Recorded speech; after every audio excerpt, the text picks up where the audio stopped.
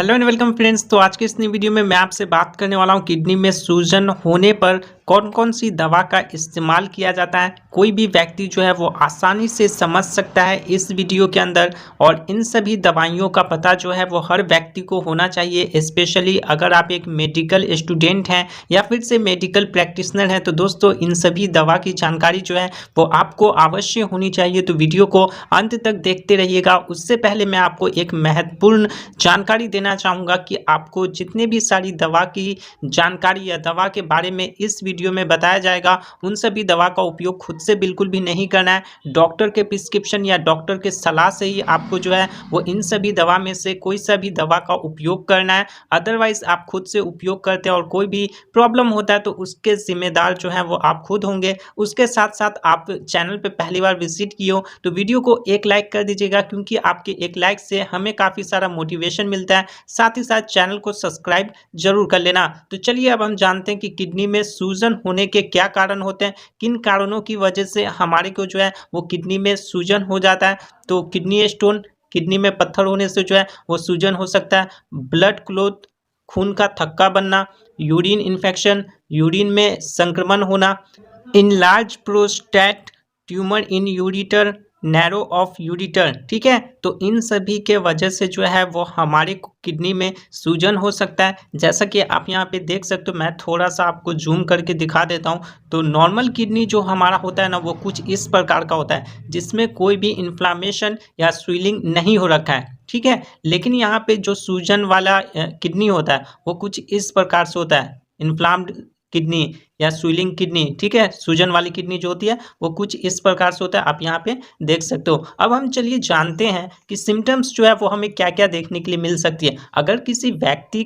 के किडनी में सूजन हो गया है, इन्फ्लामेशन हो गया है, तो क्या क्या लक्षण जो है वो हमें देखने के लिए मिल सकती है। तो एब्डोमिनल पेन, पेट दर्द होना, नोजिया, जी मिचलाना, वोमिटिंग, उल्टी होना, ब्लैडर नॉट इम्पैटी। ठीक है, मतलब कि हमारा जो ब्लैडर हो गया वो खाली ना होना, समझ रहे हो ना। उसके साथ साथ पेनफुल यूरिनेशन, पेशाब करते समय दर्द होना, ये भी आपको जो है वो सिम्टम्स यानी कि लक्षण देखने के लिए मिल सकती है। अगर किसी व्यक्ति के किडनी में सूजन हो गया हो तो ये सभी लक्षण जो है वो उसे देखने के लिए मिल सकती है। अब बात आती है कि ये सभी लक्षण देखने के लिए मिलती है तो हम कंफर्म कैसे करें कि हमारे किडनी में सूजन हुआ है या फिर से नहीं। तो दोस्तों उसके लिए जो है ना वो हमें कुछ टेस्ट करानी पड़ती है। ठीक है, तो जानते हैं हम कुछ टेस्ट के बारे में कि कौन कौन से टेस्ट कराने के बाद हम कंफर्म हो जाएंगे कि हमारे को जो है वो किडनी में सूजन हो गया। तो सबसे पहला टेस्ट आता है, तो ब्लड टेस्ट कराने के बाद जो है वो यहाँ पे पता लग जाता है कि किडनी में सूजन हो गया है। उसके बाद सेकेंड टेस्ट जो आता है वो दोस्तों यहाँ पे अल्ट्रासाउंड टेस्ट।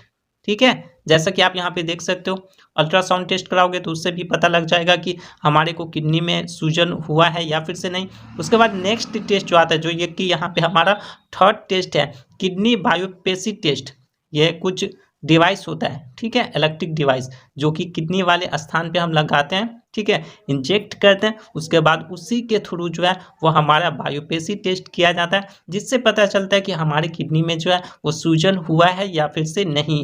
तो इन तीन टेस्ट से जो है वो आप पता कर सकते हो कि किसी भी व्यक्ति के किडनी में सूजन हुआ है या फिर से नहीं। सबसे पहला आता है ब्लड टेस्ट, दूसरा आता है अल्ट्रासाउंड टेस्ट, और तीसरा जो आता है वो किडनी बायोप्सी टेस्ट आता है। ठीक है, तो इन सभी टेस्ट से आप पता कर सकते हो कि किडनी में सूजन हुआ है या फिर से नहीं। अब दोस्तों बात आती है कि हमने सभी टेस्ट करवा लिए हैं और टेस्ट करवाने के बाद ये कंफर्म हो गया कि हमारी किडनी में सूजन है, तो हम उसे ठीक करने के लिए, सूजन को कम करने के लिए कौन कौन सी दवा का उपयोग करते हैं। तो सबसे पहला दवा जो है वो दोस्तों फिनॉक्सी मिथाइल पेनिसिलिन टैबलेट आता है। ठीक है, फिनॉक्सी मिथाइल पेनिसिलिन टैबलेट, जिसका उपयोग हम ओडी करते हैं। ओडी कहने का मतलब कि दिन में एक बार इस मेडिसिन का उपयोग किया जाता है। चलिए जानते हैं हम अगले मेडिसिन के बारे में। तो दोस्तों नेक्स्ट मेडिसिन जो हमारी आती है वो यहाँ पे फ्यूरेसामाइड टैबलेट आती है। मार्केट में ये लैक्सिक नाम से आता है, 40 mg इसमें होता है। ठीक है, और ये कौन सी क्लास की मेडिसिन है, तो डायूरेटिक क्लास की मेडिसिन है। और इसका dose 1 tablet BD after meal, यानी कि खाना खाने के बाद एक दिन में आप लोग 2 बार इस टैबलेट का उपयोग कर सकते हो। देखिए यहाँ पे मैं आप लोगों को एक चीज़ बताना चाहूँगा कि यहाँ पे अगर ओडी आपको देखने के लिए मिलता है तो ओडी का मतलब होता है दिन में एक बार, BD देखने के लिए मिलता है तो BD का मतलब होता है दिन में 2 बार, और TDS देखने के लिए मिलता है तो TDS का मतलब होता है दिन में 3 बार। और वहीं पे QID देखने के लिए मिलता है। तो QID का मतलब क्या होता है? दिन में 4 बार। यह आपको जो है वो काफ़ी टाइम डॉक्टर की प्रिस्क्रिप्शन या पुर्जे पर देखने के लिए मिल सकती है। इससे आप समझ जाना कि हमें जो है वो मेडिसिन कितनी बार लेनी है। उसके साथ-साथ अगर कोई व्यक्ति यहाँ पे हाइपरकैलेमिया का पेशेंट है तो उन्हें जो है वो फ्यूडेसामाइड टैबलेट बिल्कुल भी नहीं देना है, क्योंकि इससे क्या होगा तो ब्लड पोटेशियम लेवल जो है ना उस व्यक्ति का इंक्रीज हो जाएगा, जिसकी वजह से उससे काफ़ी प्रॉब्लम हो सकती है। तो इन चीज़ों का आपको बिल्कुल भी ध्यान रखना है, ठीक है। हाइपरकैलेमिया का अगर कोई पेशेंट है तो उसे फ्यूडेसामाइड टैबलेट जो है वो बिल्कुल भी नहीं देना है। अगले मेडिसिन के बारे में बात करें तो दोस्तों अगला मेडिसिन जो हमारा है वो यहाँ पे डेस्लोराटिडिन मेडिसिन आती है, जो कि मार्केट में ये डेस्लोनिक्स नाम से आता है और इसका उपयोग ईचिंग में किया जाता है। अगर किसी व्यक्ति के किडनी में सूजन हो गया हो, उसके साथ साथ उस स्थान पर यहाँ पे ईचिंग हो रही हो, खुजला रहा हो, तो उसमें जो है वो डेस्लोराटिडिन टैबलेट का हम उपयोग करते हैं। डोज इसका कितना लिया जाता है तो एक tablet before sleep after meal, मतलब कि खाना खाने के बाद और सोने से पहले जो है वो आपको एक टैबलेट इसका उपयोग करना है। दोस्तों यहाँ पे इस वीडियो में जितनी भी दवा के बारे में बताई जा रही है उन दवा का उपयोग खुद से बिल्कुल नहीं करना है, डॉक्टर के प्रिस्क्रिप्शन या डॉक्टर के सलाह से ही उपयोग करना है। अगर आप खुद से उपयोग करते हैं और कोई भी साइड इफेक्ट होता है तो उसके जिम्मेदार जो है वो आप खुद होंगे। अगली मेडिसिन जो हमारी आती है वो दोस्तों ओमी कैप्सूल आती है। इसका उपयोग इरिटेशन, गैस, स्टमक अपसेट, मतलब कि आप समझ लीजिए कि स्टमक रिलेटेड प्रॉब्लम है, चाहे वो एसिडिटी की प्रॉब्लम हो गई, मतलब इरिटेशन आपको हो रहा है, स्टमक अपसेट है, अपचन, ठीक है, प्रॉपर खाना ना पच पाना, तो इन सभी में ओमी कैप्सूल का जो है वो हम उपयोग करते हैं। और इसका डोज हम BD या TDS ले सकते हैं, मतलब कि दिन में 2 या 3 बार इसका उपयोग किया जाता है। इसका डोज जो है वो हम कब लेते हैं तो बिफोर और आफ्टर मील, ठीक है, मतलब कि खाना खाने से पहले और खाना खाने के बाद आप जो है वो ओमी कैप्सूल का उपयोग कर सकते हैं। दिन में 2 या 3 बार इसका उपयोग करना है, वो डिपेंड करता है पेशेंट के कंडीशन पे, ठीक है। उसके बाद अगली मेडिसिन जो हमारी आती है वो दोस्तों एम्लोडिपिन टैबलेट आती है। ये काफ़ी पॉपुलर मेडिसिन है और इसका उपयोग ब्लड प्रेशर के पेशेंट में करते हैं, ठीक है। एग्जांपल से हम समझ लेते हैं तो जिस मरीज को ब्लड का प्रॉब्लम होता है उन्हें ही ये दवा दिया जाता है, समझ रहे ना आप। मानिए किसी व्यक्ति को ब्लड प्रेशर के साथ साथ उसे किडनी में सूजन हो गया है तो उसे कौन सा दवा हम प्रिस्क्राइब करते हैं तो एम्लोडिपिन टैबलेट हम उसे प्रिस्क्राइब करते हैं। और आप यहाँ पे देख सकते हो कि ये IP के प्रोसीजर पे बना हुआ है, यानी कि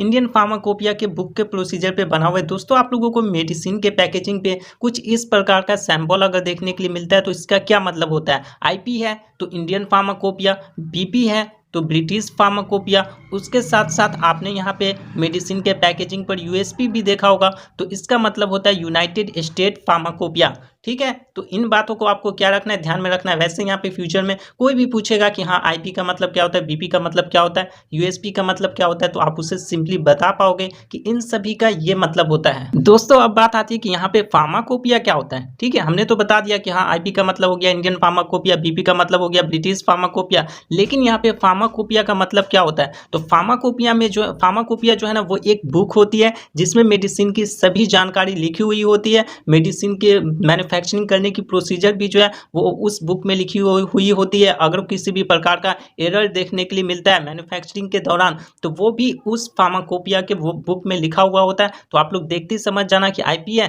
तो इंडियन फार्माकोपिया के बुक के प्रोसीजर पे बना हुआ है, ठीक है। तो ये यहाँ पे फार्माकोपिया होता है। अब जानते हैं हम एम्लोडिपिन टैबलेट का डोज कितना लिया जाता है तो 1 टैबलेट OD आफ्टर मील, मतलब कि एक टैबलेट आपको दिन में एक बार लेना है खाना खाने के बाद, ठीक है। चाहे वो आप दोपहर का खाना खाओ या रात का खाना खाओ, तो खाना खाने के बाद जो है वो दिन में एक बार इस टैबलेट का हमें इस्तेमाल करना है। नेक्स्ट मेडिसिन जो हमारी आती है वो दोस्तों डोमपेरिडोन टैबलेट आती है और इसका उपयोग नोजिया एंड वोमिटिंग में करते हैं। नोजिया मतलब जी मिचलाना, वोमिटिंग मतलब उल्टी होना। तो दोस्तों आप यहाँ पे थोड़े कंफ्यूज भी हो रहे होंगे कि अगर हमारे किडनी में सूजन हो गया तो इन दवाइयों का क्या काम करता है ये। तो देखिए किडनी में हमारे को सूजन हो गया तो वो स्टमक रिलेटेड ही प्रॉब्लम है, तो उसमें जो है ना और भी स्टमक रिलेटेड प्रॉब्लम कॉज कर सकते हैं, कारण बन सकते हैं, जैसे कि नोजिया, वोमिटिंग, तो उसका भी यहाँ पे उपयोग जो है वो किया जाता है। एग्जांपल्स मैंने आपको बता ही दिया कि डोमपेरिडोन टैबलेट, ठीक है। और इसका उपयोग जो है वो हम 1 कैप्सूल या फिर से 1 टैबलेट BD या TDS करते हैं। दिन में 2 या 3 बार इसका उपयोग किया जाता है खाना खाने के बाद। तो दोस्तों ये सभी दवा थी जो कि किसी भी व्यक्ति के किडनी में सूजन होने पर इन सभी दवा का उपयोग किया जाता है एंड इन सभी दवा का उपयोग करने के बाद जो है वो उनका सूजन ठीक हो जाता है। वैसे यहाँ पे इन सभी दवा में से किसी भी दवा का उपयोग आपको खुद से बिल्कुल भी नहीं करना है। डॉक्टर के प्रिस्क्रिप्शन या फिर से डॉक्टर की सलाह से ही आपको क्या करना है, दवा का उपयोग करना है। अगर आप खुद से उपयोग करते हैं और कोई भी प्रॉब्लम होता है तो उसके जिम्मेदार जो है वो आप खुद होंगे। उसके साथ साथ आपको पर्टिकुलर डिसीज़ या कोई भी क्वेरी है तो आप यहाँ पे कमेंट सेक्शन में पूछ सकते हैं, मैं उसका रिप्लाई दे दूंगा। और डिसीज़ पे वीडियो चाहिए तो वो भी कमेंट कर देना। आपको चैनल के ऊपर बहुत सारी वीडियो जो है वो देखने के लिए मिलेगी। उसके साथ साथ आप चैनल को सब्सक्राइब कर दीजिएगा और दोस्त एक लाइक जरूर कर देना, क्योंकि आपके एक लाइक से हमें काफ़ी सारा मोटिवेशन जो है वो मिलता है। और मैं आशा करता हूँ कि अगर आप एक मेडिकल स्टूडेंट या मेडिकल प्रैक्टिशनर हैं तो आपने यहाँ पे स्क्रीनशॉट ले लिया होगा या कॉपी में नोट डाउन कर लिया होगा। तो मिलते हैं एक नई वीडियो में, तब तक के लिए जय हिंद, वंदे मातरम।